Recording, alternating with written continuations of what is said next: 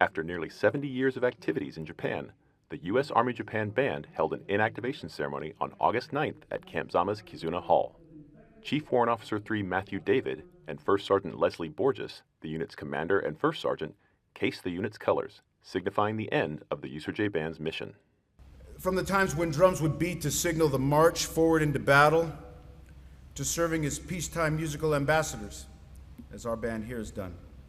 They have provided morale and esprit to our nation's soldiers, as well as served as a bridge of goodwill to local communities. Over the past nearly 70 years, the USARJ Band performed at numerous venues throughout Japan for a variety of audiences, both military and Japanese. Their performances reached tens of thousands of people and helped strengthen the relationship between the U.S. Army in Japan and its host nation. Getting to live in Japan and performing music in Japan is a set of memories that I will cherish for the rest of my life.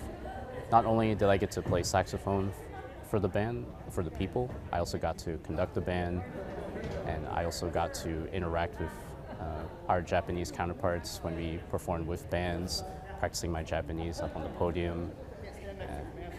And I also got to arrange music, even music that is unique to Japan, such as the Japanese tune Sekai no Yakusoku, Promise of the World.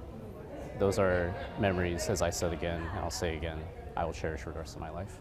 I would just like to thank our gracious hosts for welcoming us into their home and making us feel like we can go out and perform in the communities and really do our best to connect and be ambassadors between the U.S. and Japan.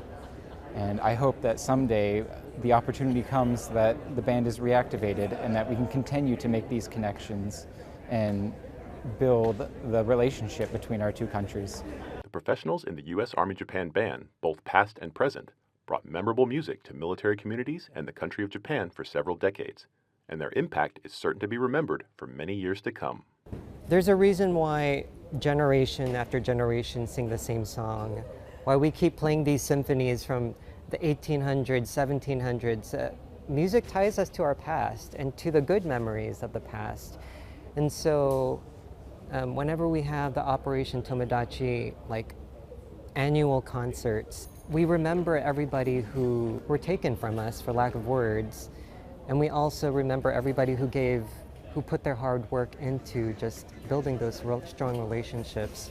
So music, once you hear it, it brings you back to those times, and you don't have to believe the same beliefs, but once you play that music, everybody can at least sit there and just contemplate what just happened, or just remember the things. And that's the reverence that we bring to every ceremony. That's what I will say that our band has had an impact on. For U.S. Army Garrison Japan Public Affairs, this is Dustin Perry.